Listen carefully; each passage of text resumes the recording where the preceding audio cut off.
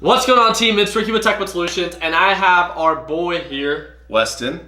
What do you do, Weston? I buy and resell cars, as some of you guys may know. Yep. So he's one of the mentors that we have within Flipping Wheels, assisting our members finding the best car deals in their area. How long have you been doing this? Flipping cars or helping people? Flipping cars. Since I was 15. Okay, since you're 15. So, things in general. We were actually talking about, him trading in the stock market. He just started. Some of you guys might be familiar with his day-to-day videos. Now they're going to be most likely weekly videos, right? Yeah. Of his approach of getting started in trading in the stock market. If I'm not mistaken, you're going to take more of a swing trade approach or a very quick day trade if the opportunity presents itself. Absolutely. But one of the things that we were going over today were some of the concepts that he's learned in the past 2 weeks about trading in the stock market, and then he was relating them to his experience investing in cars. And this is something that I think I wanted to talk about because people find it very strange when it comes down to talking about a series of best practices and how to view a stock, because it's so intangible, right? What is a stock? You're just putting money in an account and buying shares, and what does that mean? But when it comes down to buying a car, it's a tangible item, and it makes it that much easier for you to be able to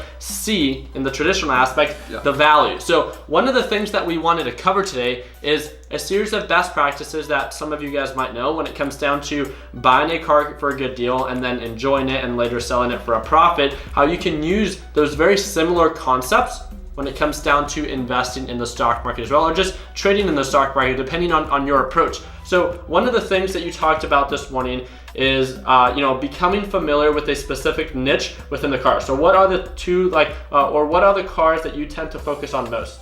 Toyotas, Hondas, Accords. Those are the brands in general. And then here now in Arizona, right? Yeah. But when you're back in Arkansas, Explorers, trucks and SUVs.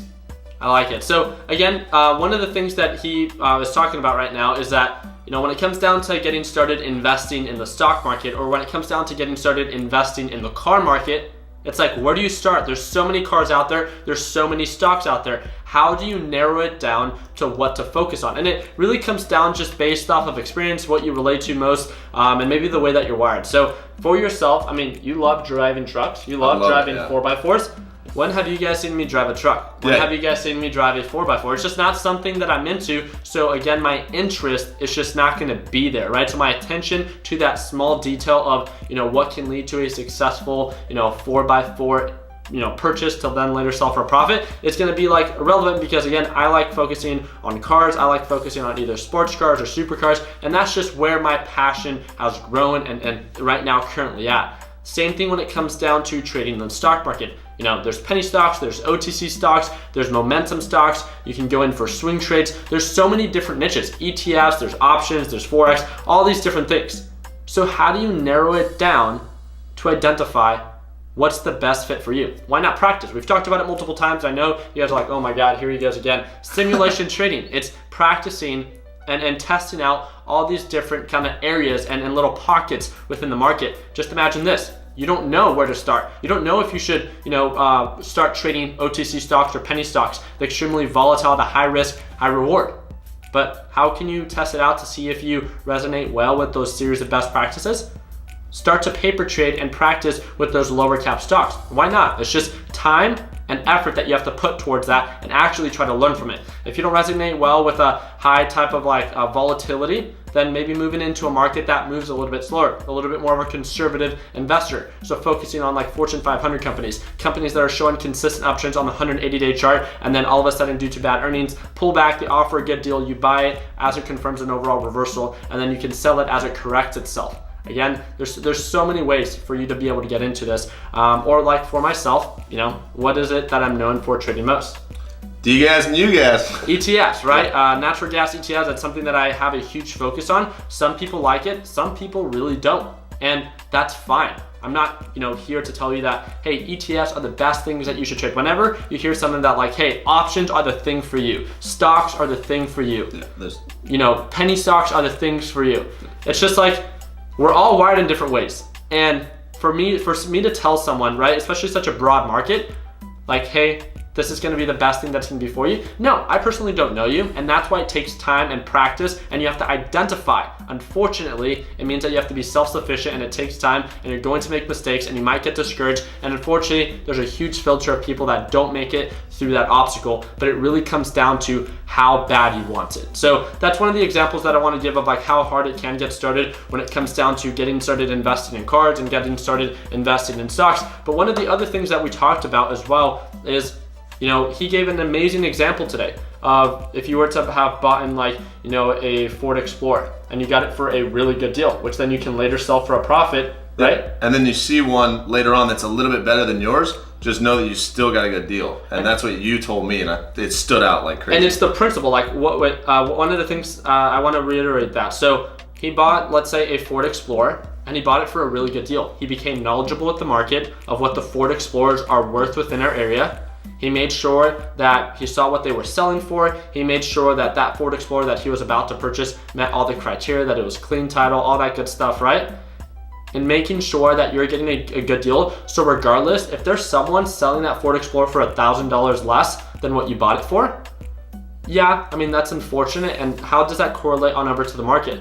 Well, if you focus on trading quality stocks with consistent uptrends, again, anything can happen, right? So let's say, you know, you go into Google, and just like we recently saw with Google, so ticker symbol GOOGL, if I'm not mistaken, that might be the ticker. It experienced like a 5% to 6% pullback due to bad news or bad earnings. I'm not too sure, but it's on a 180-day uptrend. So 180 days, 4-hour chart, it's consistently pushing up, but all of a sudden, due to this bad news, it's sold off. So what can you do? You can get in for a good deal, and as long as it continues and stays within that pattern, so it stays above the SMA line and it continues with that overall uptrend, just like it has before, then again, you did your part and getting in for a good deal. Now, if it breaks its pattern, it breaks below the SMA line, there's more news, it's going through Chapter 11 bankruptcy, and there's series of news that's released that's detrimental to that overall company, then again, there's always this form of risk management that you're going to have to accommodate. Same thing when it comes down to investing in cars. Let's say he bought that car, he made sure that he got a good deal,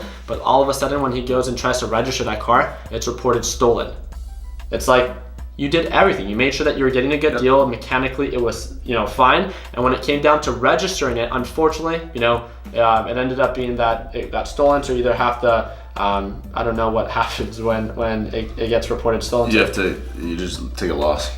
Okay. You take a total loss. Well, I guess, yeah, I mean, that's a different. So it's a really bad, yeah. Yeah. But the whole thing is like, if it, like you said, like I'm relating to stocks that I just started doing it. Yeah. Like the 180-day uptrend, and it dropped 4 to 6%. If you got in at 3%, and then it keeps dropping to 4 to 6, just know that you still got in at a good deal, and it's consistently been rising, and that's what I thought stood out. Definitely, as long as the overall pattern, right, stays true to itself and it continues to uptrend. So if it sells off, you buy the dip, but then it continues to sell off and there's more negative news, then that's something that you still want to have a plan B, which is like, stop loss or being able to manage your risk or a max percentage loss. Same thing when it comes down to like, let's say you go register the car, let's say it's not reported stolen, but let's say it ends up being salvage title. And right. I mean, that happened to Caleb, right? Yeah. And that's something that, it didn't say on the actual title. You go register it, it's, a huge just kind of slap in the face.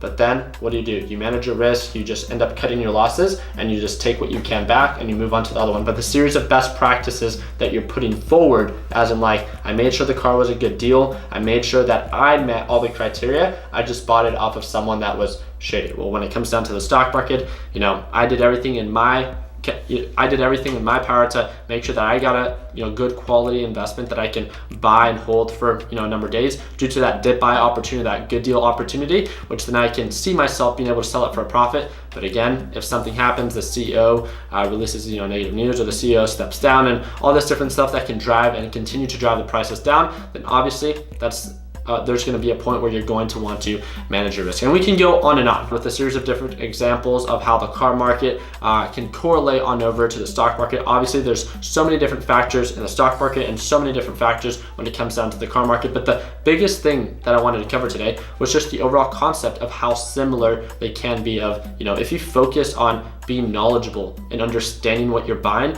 and ensuring that it's a good deal and that the overall direction, right, is in your favor, that you can sell it for a profit and there's a pattern there. Same thing with the car market and same thing with the stock market. it's something that you can utilize and really implement in various different markets, such as real estate and such as drop shipping, and the list kind of goes on and on. So that's why I've always tried to empower our members, regardless, if you see value in the stock market or not. I think that the stock market can act as a huge catalyst for someone's success in learning these series of concepts and then being able to implement that in whatever you wish, right? And starting your own business, maybe, invested in cars, real estate, or whatever that might be. But again, it starts with learning these principles that you learn from and practice in the stock market. I think that's really it. I think you explained it well. Yeah, so I really do appreciate your guys' time. Let me know what you guys think about this series of best practices and this series of concepts that we talked about. Do you think it makes sense? Do you think there is some form of correlation? Or do you think that the stock market is much more difficult than the overall car market? Yeah, so feel free to share your opinion. Again, I'm gonna put Weston's link in the description. That's gonna be the first one down there. Feel free to check out his YouTube channel. Not only does he make videos about investing in the car market, but he just started trading, and he sometimes shadows me. So if you're part of the Learn Plan Profit Group, you might see his face from time to time during our live trading sessions. But one of the things that he's doing is, again, he's a beginner trader. He's just recapping his trades and talking about what's worked well for him, what he needs improvement on. And if you guys would like to follow someone else that's just getting started, Weston can be a good alternative. So really do appreciate you guys' time. I hope I earned your thumbs up. Don't forget to comment and subscribe. And like always, let's make sure that we end the year on a green note. Take it easy, team.